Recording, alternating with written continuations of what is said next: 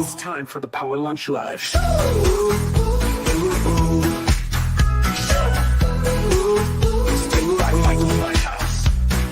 Every week it's time to tune in. For diverse voices, let the chat begin. Fun, free-flowing, unpredictable too. You never know what's coming, it's all up to you. The Power Lunch Live Show, come and see. Powered by random happenstance and serendipity. Michael Whitehouse is the host. Watch it live, you'll love the show the most. The Power Lunch Live Show, come and see. Powered by random happenstance and serendipity. Michael Whitehouse is the host. Watch it live, you'll love the show the most. All right, welcome to the Power Lunch Live Show. Every week I bring on as many as 4 awesome guests, which are hiding behind me right now. So let me share a couple things before we get to that. Couple promotional notes. Right after this show is the Entrepreneur Village. If you'd like to hang out live in a Zoom room with cool people such as the people we have here, then go to guywhoknowsaguy.com/village. And if you want more awesome connections, check out JV Connect. That is a powerful collaborative networking event of really good, high vibration, positive, abundance-minded people looking to do good things together. So jv-connect.com is the way you get into that. And one last thing, I am teaching a masterclass next Thursday about profitable partnerships. So if you're looking for more leads and do more business without spending money on ads, cold calling, and all that other stuff, and to do so ethically and in a way that aligns with your values, check out this class. It is next September 5th. That's next Thursday at noon Eastern time. It's only $50 to attend, and I will share all I've learned in 4 years and hundreds of interviews with people in the space. So enough of that. Now let's meet our contestants, guests, whatever you want to call them. Here they are. Da, da, da, da. So going to give them a chance to introduce themselves, tell us a little about themselves. We're going to start with Wayne. Wayne, tell us about Wayne Pratt. Good morning. My name is Wayne Pratt. I am a speaker, trainer, and author in Kingston, Ontario, Canada. I'm outrageously funny, often inappropriate. I've been told I'm bordering on brilliant, and others say no, just the border. And I am also the president of Michael's fan club. So that's my story. All right. Welcome. Great to have you. And Stacey, tell us about Stacey Riska. Hi, everybody. I'm Stacey Riska. People call me a franchise educator and matchmaker. And here's the thing. Nobody woke up today saying, hey, I want to buy a franchise. But a lot of people are curious about it. So I help them learn about how to get into business, if it makes sense for them. And if it does, I match them to concepts that might be a good fit. Now, Michael, in your world, I know a lot of your audience are solopreneurs and small business owners. So you're probably thinking, well, why would I want to consider a franchise? Well, there's some good reasons, and hopefully we'll dive more into that today. All right. I'm interested to learn more because I don't actually know a lot about franchising. So that will be an interesting conversation. But before that, our first up to lead us in a topic is Wayne. And Wayne will be talking about make sure that success for you is your success. So take about 2 to 5 minutes, lead us in the discussion, then we'll open it up. Remember many, many years ago when there was actually magazines? And you'd walk into the magazine rack and there'd be all these, there was basically sports, porn, and success. So we won't, and I don't like sports. So everything was Forbes and Fortune and Success and Fast Company. And so this is what success looks like. You had to be this. And we knew people like Steve Jobs, and we can Kentucky Fried Chicken, the Colonel, and all these people that embodied success. And one thing that I've learned is that you have to make sure that success is personal. If you're chasing after the culture's success or somebody else's version of success, or your parents' success, you will always feel hollow. And there's a fair amount of things to make sure that success continues to work for you. But if you are doing what you want to do the way you want to do it, then you're successful. That's a great place to lead off with. So that is one of the things I come across a lot, and I'm sure you do as well, is that this idea of, well, I'm supposed to do this. Either in culture, I'm supposed to go to college. I was talking to a kid just graduated. I was a couple years out of college, and has a degree in radio. He got a degree in radio, graduated in 2022. They let him do that, and has a $1,400 a month loan payment, which he will have for 25 years, and he's not working in radio. But his choices are limited because he's got a $1,400 a month loan payment because he's supposed to go to college because that's where the opportunity is. And it's and then in business, you're supposed to shade the truth a little bit in your marketing. You're supposed to harass 100 people a day. You're supposed to raise your prices even if the value is not there, because believe in yourself. And so there's a lot of supposed tos that are not so good.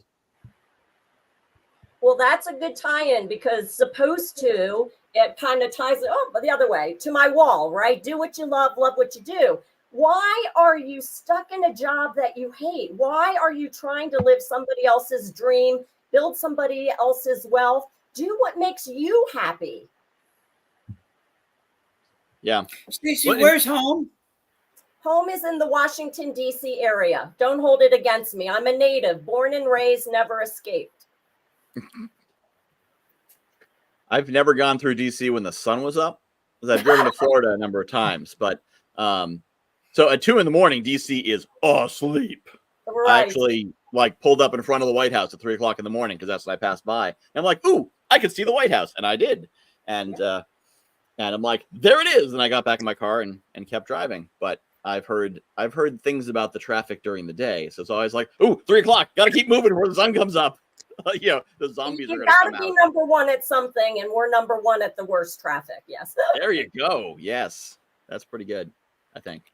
But you raise a good point there about do what you love, and I think a lot of people don't realize the way the economy is shifting. I heard someone the other day point to the labor force participation rate. It's like, labor force participation rate is down, and I thought, wonder if gig workers get counted in the labor force participation rate. They are undercounted. And I saw an article that said it should actually be 2 points higher, but most Uber drivers, DoorDash drivers, etc., aren't counted. So it looks like people are just sitting at home not working, but people also have no savings. So how are people staying at home not working? So people are doing something. And so if you're stuck in this idea that, and we're still teaching kids like it's 1955. So if you still have this idea that get an education and go get a job and your corporate masters will take care of you, don't worry. And then people wonder why it's not working. Well, Wayne, I'm sure that many of the clients who you deal with, and I'm sure you see this all the time, is there's this stereotypical image out there of what success is, right? You have to be by the big jet plane, and you have to have this big penthouse condo, and you have to have, this whole image of what success means. So I'm curious, Wayne, how do you define success? What are you doing teaching my seminar? That's what I want to know. Well, actually, the interesting thing, and I know we're going to have fun because I would like to spend an hour talking with you anyway, whether there's an audience or not. The first thing you have to do is see it. And so you see it many places, your parents, your school, your culture, what your parents taught you. But then you have to filter. The problem is people aren't doing good filtering. And so the other thing is, and this, if you buy someone else's version, it's just not going to work. Now, one thing I'm really interested, Michael and Happenstance couldn't have picked a better category, because I have some very strong positive opinions about franchising and when it works and when it doesn't work. And I bet you agree on both. But the other thing is success, I find, is much happier as a journey than a destination. If it is a destination, you will always be lost. John Candy, who is a hero of mine, a dead Canadian comedian, he was talking about his character had been disbarred as a Olympic coach. And he said, if you aren't enough without the medal, you'll never be enough with the medal. And that says it all to me. Mm-hmm. Wayne, you bring up such a great point because I do think the success definition changes over time. I look back on my life, and I was, I'm dating myself here, but way back in my 20s, success meant something else, probably more financially oriented, getting the house, having the kids, that kind of thing. And then it changed over time as I had my businesses and started coaching other people. And now I joke, but it's true. I'm in the last quarter of life, and it's more about the experiences and giving back and wanting to live a legacy. And so, all of those define success for me. It's just that the definition of it has changed. Now, one thing I count on is crippling narcissism. That's what keeps me going. Can you pop that pill every day? I would say one thing that has happened to me, and Michael will know this quite a bit as well, is I hate it when you hate your boss and you find out you're self-employed. That's a problem, huh? Mm-hmm. Okay, actually, I'll come back. I want to hear more about Stacey. Yeah. So Stacey, tell us about franchising. The F word, right? The F word. Everybody has heard the word of franchises, but there's kind of this stereotype to it where everybody thinks, franchise, it's all French fries and fast food, right? So let's do a pop quiz. Wayne, we'll start with you. How many franchise concepts do you think there are? 2,000. 2,000? Michael? 10,000? 10,000. All right. So we have a range here. Well, you both are wrong, but it's somewhere in between. The correct answer, I can't point right, is in that jar, which is 4,000. There are more than 4,000 different franchise concepts. So it's good news and it's bad news. The good news is that if you can think of a business, a concept, a category, there is likely a franchise for it. The bad news is, how do you figure out which one is right for you? Because here's what most people do. They go out on Google, type in a question about franchising, and they just start looking at what I call a lot of misinformation out there. And then you put your name into these portals, which aren't even the franchises, and you start getting called, texted, emailed, and spammed. So I will kind of share a little bit of my story, and then we can dive a little bit deeper, because I have been down all of the paths. I had the JOB.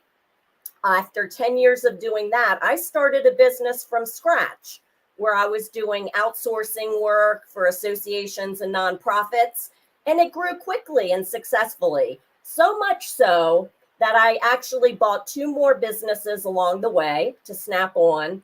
And after 10 years of doing that, I sold it for a handsome profit. And then I had my midlife crisis because I'm like, well, what's next?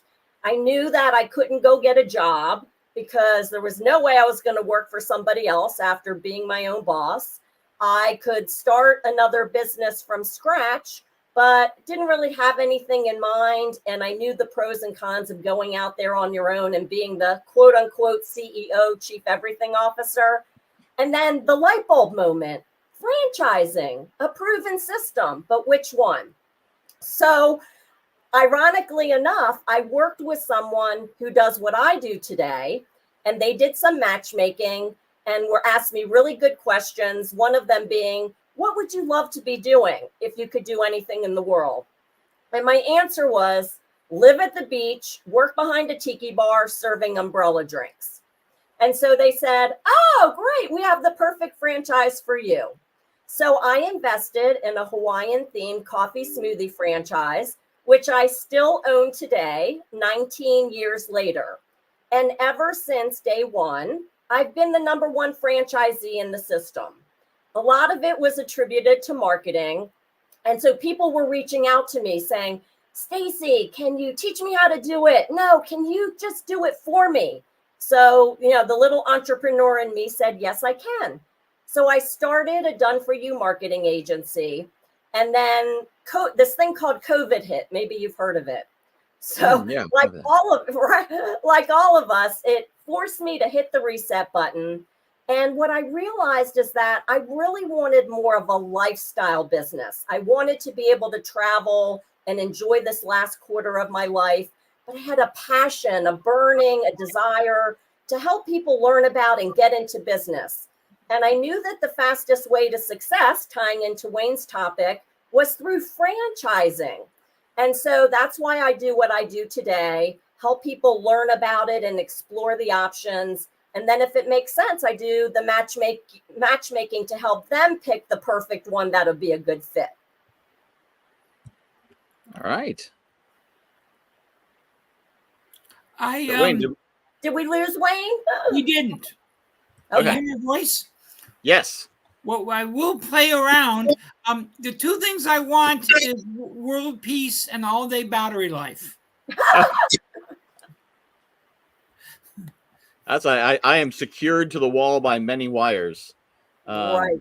Yeah, one of the things I did, it's a little bit off topic, but it's relevant to Wayne. Then we'll get back to talking about franchises. Actually, let's talk about the expectation, the way things normally are. So, how many internet services does someone get to have in their house? What would you think the answer is? One, Should right? be two. Yeah. Well, plus your cell phone. But it's one. And you're like, oh, what if that goes down? Well, I guess you're just screwed then. Unless you're a business and you spend lots of money. And so I had cable. I was paying $6-something a month. It was semi-reliable. And I saw an ad for fiber for $30 a month. And I said, oh, I could replace cable with fiber. Why am I replacing it? It's a separate wire.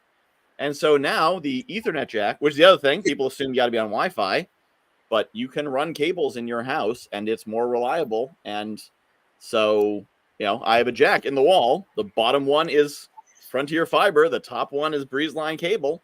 If one internet goes down, I move that wire from one to the other and I got backup. And combined, I'm paying $90 a month. But that's what I was thinking. You assume, well, you can only have one internet. You can't have backups. And when you start looking into it, you're like, oh, wait, we live in the freaking future. Technology is cheap and accessible and not always reliable. That's why you have two of them, because it's cheap. I really should have two cameras now I think about it. I don't have backup camera. But yeah. So welcome back, Wayne. I just had to tell that story to summon you back. You did. You brought me back. Googling franchises. I know it. Yes, that was it. I'll tell you two things that I think I'd love your riff on. One, the people who think they want a franchise and call the franchisor and talk to a salesperson, and they're surprised that this person treats them like their best buddy and this is the right decision and the only decision. I thought, have you ever thought about getting a franchise broker to help you? Somebody who maybe have your best in back. And the other thing is that I've been told, and I bet you agree with me, if you will not take training, if you will not listen, a franchise is probably not the right purchase for you. Amen. Am I right on those 2 points? You are right. And here's the thing, with 4,000 options, it's unrealistic you're going to know which one is right for you. Here's a good analogy. When you go to buy your dream home, you work with a realtor because the realtor is going to ask you questions. How many bedrooms do you want? How many bathrooms? You want to live in the city, the country, the mountains? What are you qualified for? They're only going to show you homes that meet your criteria so that you ultimately end up in your dream home. Well, the same thing for franchises. If you're just going out there and thinking, oh, I've always wanted to own a chicken franchise and look that up, it does, tying into your definition of success, Wayne, you're probably not going to be successful in it. Or people will come to me and they say, I love donuts, and Dunkin' Donuts always has a long line, so I want to open up a Dunkin' Donuts. And my answer is, don't do it, because it's more important to get to the why. Why do you want to own a business? What is your definition of success? What are you trying to achieve? Because for most people, it's about lifestyle. They want freedom and flexibility. Well, if that's your criteria, then you do not want a restaurant, because it's a huge cost and expense to do the build out. You have tons of employees you have to deal with, all the headaches of health departments and long hours. You are not getting any freedom and flexibility.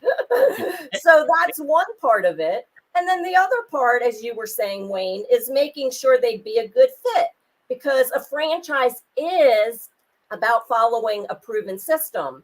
Some people are just too friggin' entrepreneurial, right? And they're just gonna cut their way through the grass in their own way, and they are not meant for a franchise. But a lot of people are, and so are small business owners that may already own a business and haven't thought about reasons why they might want to consider franchising. And you raised a few really good points. The first one is, if you love donuts, don't get a Dunkin' Donuts franchise. They drop donuts from their name for a reason. There's other franchises that actually make good donuts. But besides that, but that's a matter of, chasing the money. Oh, they've always got a long line. Like, I love donuts. Their donuts aren't great, but Dunkin's always got a long line, so I want that one. Do you really want the franchise? You're gonna be like, yeah, they're not the best, but they're the most famous, so that's what I own. But besides that, about having a broker, I think partly because a good realtor will do all the things you just said, but not every real estate agent is a good realtor, because there's they don't all have the same training and the same skills, and I think that's part of the issue is we run into those advisors who are not the advisors we hope they'd be. Realtors, insurance brokers, other such people who are supposed to be helping you, and financial advisors. So they don't realize that there are advisors out there who actually will help advise you in the right direction. But yeah, if you're making a purchase over six figures, you should probably not do it by yourself. And and you share that shocking piece of information that sometimes information on Google is not in your best interest. Which I know. You may not have known that before, but can't always trust Google. But that's a huge thing. You need to find someone you can trust as an advisor. And if you don't know who to trust, Google. I mean, talk to Stacey, obviously. But if you have no idea who to trust, you're trying to do something else you need an advisor for, then Google basket weaving advisor, talk to 3 of them, and then triangulate what they say. And once you talk to 3 or 4 or 5 people, you'd be like, I'm noticing certain themes that feel right, and certain things that don't seem quite right. So get advice. Don't try to do it yourself. Of course, it doesn't work well with the people who don't take coaching.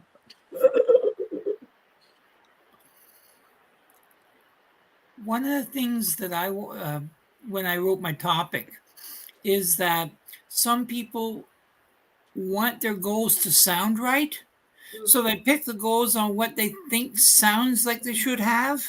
And they're some people are ashamed of their goals because they're too big. And some people are ashamed of their goals because they're too small. And one thing that I have found is, we love the term BHAG, the big, hairy, audacious goal. But then I always walk it back to what is a 1-year goal that shows that you're well on the way. Are you still on the right track? Did you make a wrong guess? Was that goal something that you turned wasn't for you? Like, I originally wanted to be a ballerina. I just didn't have the tutu for it.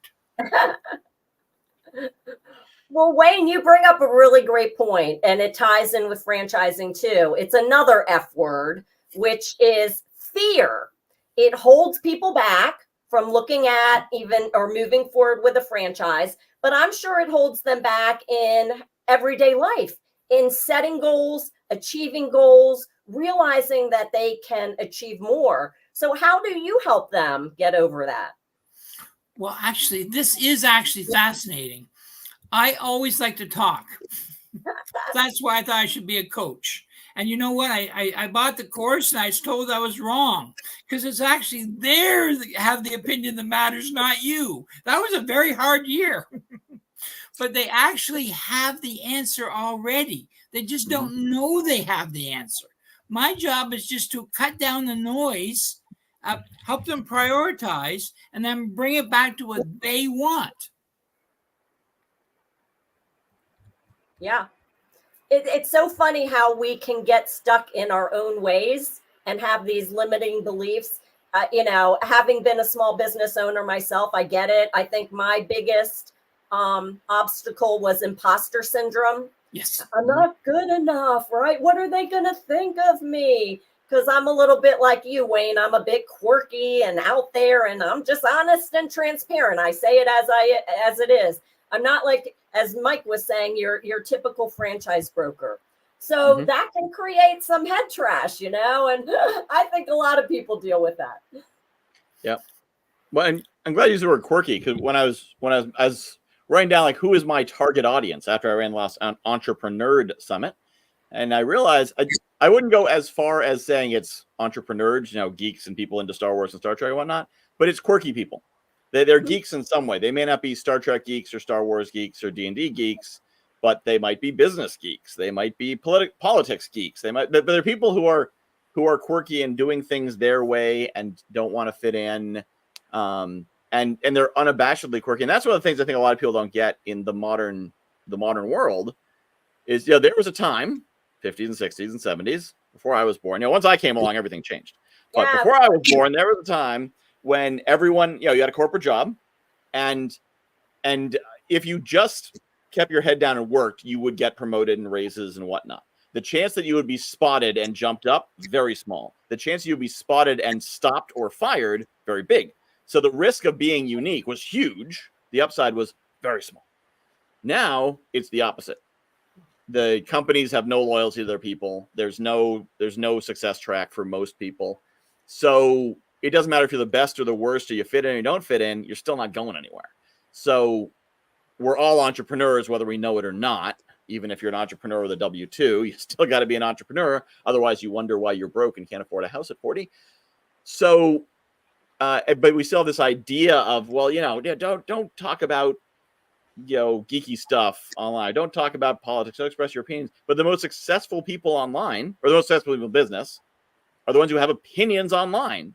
Whether the opinions are geeky opinions or political opinions or whatever, because you want, 20%, if you're opinionated, 10 or 20% are going to love it, 10 or 20% are going to hate it, and the rest are going to say meh. But if everyone says meh, nobody buys for meh. Nobody's like, Wayne hasn't offended me. Let me go give him some money. It's I want to. Maybe I can patent that. I could use that. But if you come out there and you're like, here's my opinion, Jeff Walker's PLF formula is no longer usable for 98% of the industry, which is my opinion. And I say that, a few people will be offended. A bunch of people will say, huh, what are you talking about? And a bunch of people say, what? I hit that by accident. A bunch of people will say, what? That's why it hasn't been working for me. Take my money. Tell me what the answer is, because what you just said rings true for me. So by dividing, you get the right, because you're never going to, unless you're Walmart, you're never going to capture the market. If you capture 100th of a percentage point of the market, you're a multimillionaire. So, you need to be authentic to yourself, because that's what people want. And that idea of success, like, I got my idea of success behind me. It's not a oceanfront view or a yacht. It is, I saw some swirly, colorful thing, and I said, I think I want to put that behind me all the time, because that's how I feel. And I can. I can do what I want, and that's pretty cool. I don't want a Lamborghini. Have you ever ridden a Lamborghini? This thing's right like a shopping cart. Every bump, just boom, right into your spine. Better not have a bad back. But my Honda Civic's great. I love my Honda Civic. I have a question for Stacey. And if she decides it's too much like inside baseball, she can pass it or come to another point. But one thing I see happening in franchises that I am concerned about is the people who sell them don't want to sell to individuals anymore. There's a real pressure to have licenses, that if you don't have 5 franchises or a state, you're just not a player. What's your take on the individual franchise owner who is maybe working the till, or the person who Michael looks like I'm not making sense, but the people who like buy a state and they become the what's your take as a franchise consultant on the industry about that? Wonderful. Thank you for asking. There are some interesting changes happening out there, and there's different business models. So there is something for everyone. If you're going to look at franchising, some of the things you'll need to consider is kind of what business model you want. And there's the owner operator, where you are going to work in the business, doing the day-to-day grind, maybe in a way buying yourself a job, which is what most people think of. But franchisors actually don't want you. They don't want the people who are doing the work. They want business-minded people who are going to grow and scale. So you can have one unit, you can buy multiple units, meaning territories, or you can go as big as you were saying, Wayne, and do like a state or become an area developer. So that is, in terms of growth, those are different ways to scale. So there's the owner operator model. The most popular model is what's called semi-absentee. And that's where out of the gate, like let's say you love your job or you love the business and what you're doing, but you want to diversify. You want to kind of have a side hustle, dip your toe into franchising, see if it might be a good fit. So semi-absentee might be a good fit because you're going to hire a manager out of the gate and to grow and scale it. And you'll spend maybe 5 to 20 hours working on your business, not in your business. You have a manager growing it. The third model is more what's called passive income. And that's, I kind of joke, it's set it and forget it. But think of like a vending machine. You put the vending machine down and the money comes in and all you have to do is restock it. Or fitness concepts, because every month, ching, ching, ching, you get money coming in from the membership fees. Or even a play like real estate. There are a lot of real estate franchises. Every month you're getting rental or property management fees. So that's more in the passive income. And then there's a new emerging model, which is called investor. And this is an interesting concept because a lot of people like the idea of franchising. They just don't want to get involved in it and run the day-to-day stuff. So some franchises today are doing all the back office work for you. They will get your franchise set up. They'll hire the manager, the employees. They run it on a day-to-day basis. You are just an investor and you get the benefits of owning a business, but you don't have the headaches that kind of go along with it. So to me, that's a very interesting, intriguing model. There is something for everyone. It's just amazing what's out there today. Do you have a take which you enjoy the most? I am an empire builder. It's the entrepreneur in me. I don't want to own one. I want to own it all. I want to go big and bold. And here's the other thing of it. When you're looking to grow, and whether you're looking to do this to snap onto your business or do it independently, you can grow horizontally or you can grow vertically. So let's say you own a garage door opening franchise. And yes, there is one for that. There is a garage franchise. So if you're in the home services space, there are so many other ones that you could snap onto that relate to the home. Roofing, siding, floors, spraying your backyard for mosquitoes and ticks.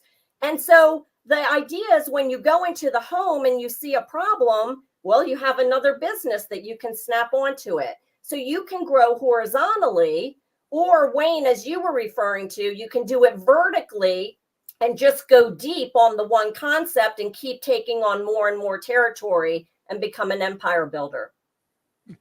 So what's the entry point? Because I think when people think of franchises, they think hundreds of thousands of dollars, $1 million, $5 million. So how many chips do you need to sit down at the table? Everything you just said, Michael. So there are franchises in every price point. when candidates are coming to me, I always encourage them to have a minimum of $50,000 in liquid capital, because whether you're going to spend that or not, you want to have some money in the bank. You want to know you have a coffer to pay your bills, put food on the table, and you can always go out and look at outside funding, which I help my candidates connect with because there's so many sources out there. Most of the really good franchises that I tend to partner with are all in for about 100 to 150,000. And so you mentioned the outside funding thing. So if someone's got, $4,000 in the bank and they're starting a business, because I think a lot of people getting into things like coaching because they don't have $100,000 or $50,000. They're like, well, maybe I'll learn something and teach it. If someone has $3,000, $4,000, $5,000 and not $50,000, is there a path to that, or is it just save up your money and come back when you got 50? There are more concepts that relate to like business opportunities or licensing deals that might be a better option to consider than franchising. But you have to also understand that franchises are awarded. You can't just go out tomorrow, swipe a check, and buy a franchise. So the franchisor is going to be looking at you to make sure you're a good fit. And part of that fit is a financial fit. And if they see like you're financially strapped, they may be hesitant to award you a franchise agreement because the last thing they want is for you to fail. It's bad for the brand. It's bad for the franchisees. They have to report it in this legal document called an FDD, a franchise disclosure document. So my advice, I have a lot of candidates who reach out to me with just a few $1,000s, like you were saying, in the bank. I tell them that, no doesn't always mean no. No means not right now. And so I encourage them to really save their money until the time is right. It's a better strategy for success, as Wayne would say. I don't know that I'd say that, but I really like it. Maybe I will start. I'll send you my royalty fee. Thank you. Yeah. So it's not the kind of thing where you start with no money and finance it all, and like you really do need some cash to start with. And she made a really, really good point. Liquid. It has to be liquid money. It's not $50,000 in your 401k. Yeah. Right. Yeah, and here's why. Because if you're going to go out and do funding, get some kind of outside funding, chances are they're going to ask for some kind of collateral, usually in the range of 10 to 20%. So even if we're talking about that investment range I was talking about, 100 to 150, you still need some cash in the bank to be able to do that. Okay. Yeah, that makes sense. All right. So that's kind of the starting point. I think that's some of the challenge with a lot of the stair steps in the wealth path. There's sort of an assumption of like, well, yeah, take the money you have. And a lot of people are, am I there? Is that right? And nobody wants to come out and just say numbers. So, which means you probably also have some people like, oh, I only have $200,000 in the bank. I can't afford a franchise because they heard $1 million somewhere. And so they don't talk to anybody. And then you have someone else like, I got $3,000. I'm ready to go. And they should, probably not contact a franchise broker yet. They need to build up more in the investment fund and be ready to do that. So that's a good thing to know, what the entry point is. Stacey, I have a question for you. You have to get paid. And now franchisors can pay you based on a found client. Franchisees can pay you because you help them save a year of their life, or some hybrid model. How do you get paid? I'm not doing this for free out of the goodness of my heart. No, you're not. You're right, Wayne. Give me the money. Where's the money? That's right. I love what I do. I'm so passionate about it, but money is certainly a motivator for me, and I do get paid to do what I do. The benefit is that the candidate who I'm working with doesn't pay me anything. My services are completely free. So the franchise is paying my fee, just like in a realtor situation. Although that just changed here recently in the United States. So the seller would always pay the fee, not the buyer side. Now that's recently changing. It might interestingly change in the franchise world as well. But I guess the franchises, they look at it as a marketing or a lead generation expense. And it actually, they love working with people like me because we're filtering out the trash, so to speak. We're only Trash bringing is in harsh. Trash is pre-qualified, genuinely ready to move people so they Yeah. get to talk to somebody ready to go. Yep. Yeah, that makes a lot of sense. And it makes sense that the money should come from where the money is, right? So if money is changing hands, if someone's going to hand money to the franchisor now has the money. That's who should pay you. That's how it works with insurance and with real estate. So, but you say real estate agents are starting to charge buyers the fee? Yeah. Have you been following the news of the NAR? No. Yes. There was Man. I don't know if it went to the Supreme Court. Yeah, there was a big legal case where they were saying that they were antitrust. And the idea behind it was, well, if the seller didn't have to pay this exorbitant commission back to the agents, then they could lower the price of the house. And this would kind of save the real estate market. Just went into effect this past month. Okay. Interesting. Yeah. I feel like so now a buyer has to pay their agent to help them find a home, and the seller pays their agent a marketing fee to market and sell the home. Which would, of course, increase the upfront cost of buyers, which would push some people out of the market, which would do the exact opposite of what they said would happen. Imagine that. Yeah. Interesting. Well, it's okay because I'm sure they have our best interest at heart. Always, Michael. Yeah.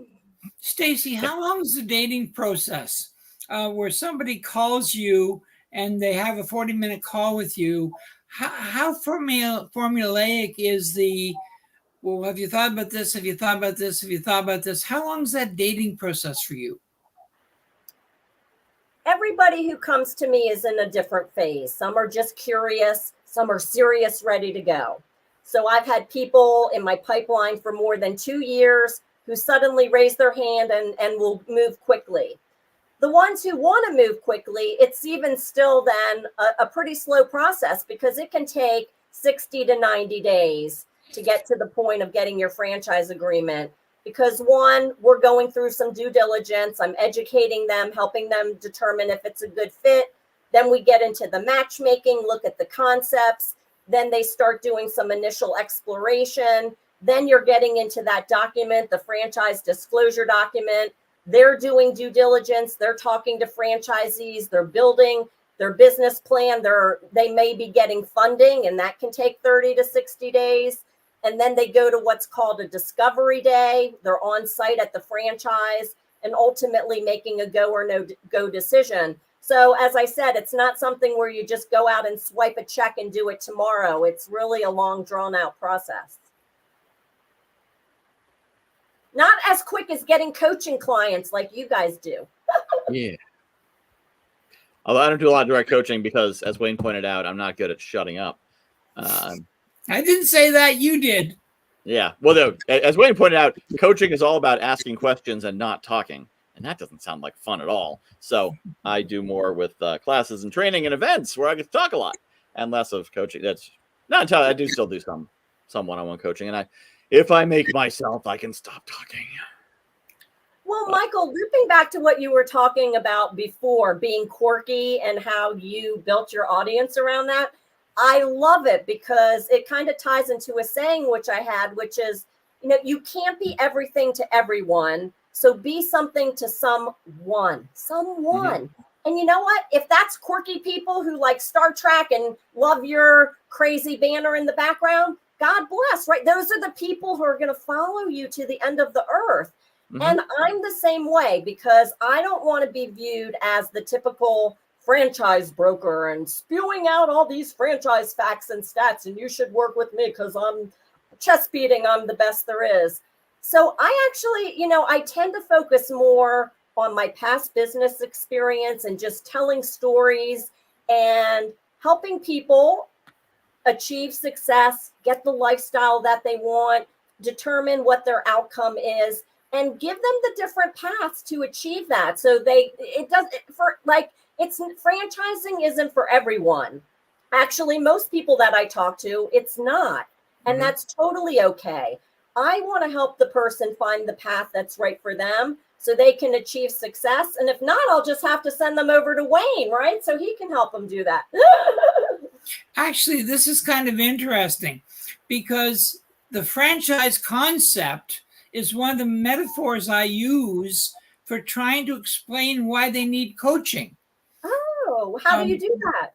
I'll tell you why. My most favorite client is a tradesman who has become a slave to his business. You mentioned it, the people who work in but not on.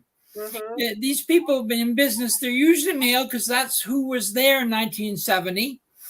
And they have 10 employees, 5 trucks, and they're still wearing a tool belt. Mm-hmm. And a business developer will tell you, you do not have a business for sale. You have some used tools and trucks. If you don't have operating procedures that tells people how your business ticks, you don't have anything to sell.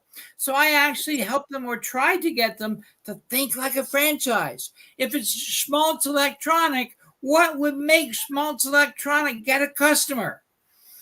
And they usually default to, it's my name on the door and they like me. Well, guess what? That's not enough, certainly not enough multi-generational.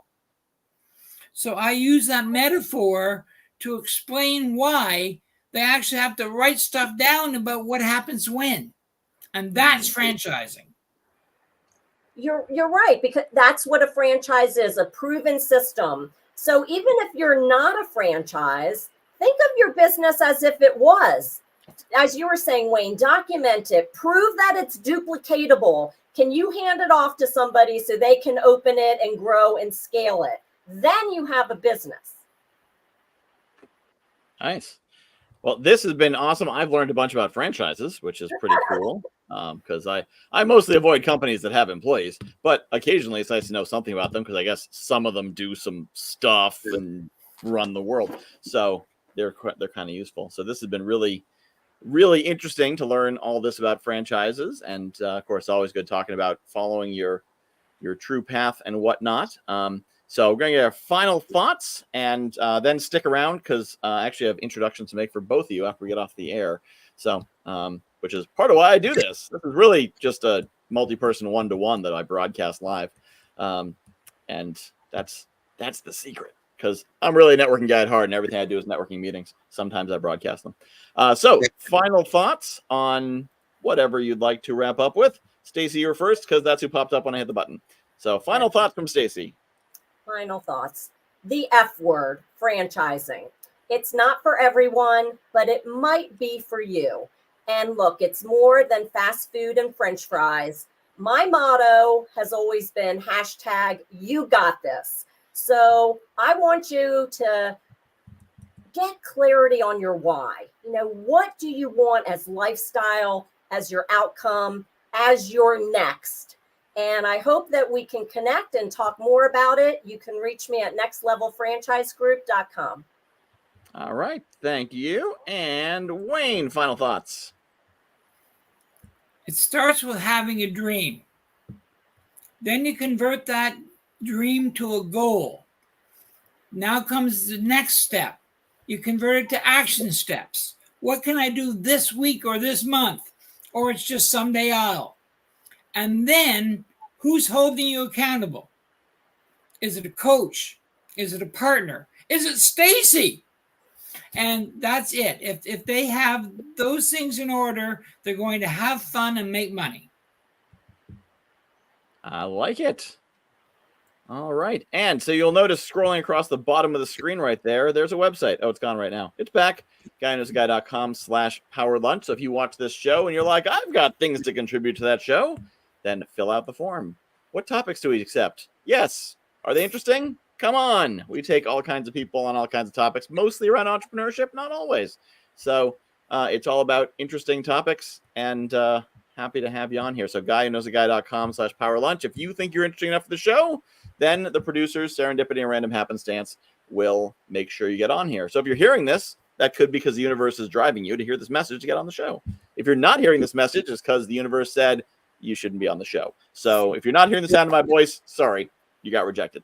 But if you're hearing it, love to have you on here. A couple of things that are coming up. Of course, right after this is the Entrepreneur Village every Friday at 2 p.m. Eastern, guywhoknowsaguy.com/village. 2 weeks from now is JV Connect, the best darn networking event on the internet, jv-connect.com. And the new thing, profitable partnerships. So if you've heard that it's all about reciprocation and promoting people you don't believe in and sending people to webinars where they don't really teach what they promise to teach, we don't do any of that. We talk about how to actually partner in integrity and authenticity and support each other with authentic relationships without buying ads and cold calling and doing all that stuff you hate. So that's guywhoknowsaguy.com/partner class.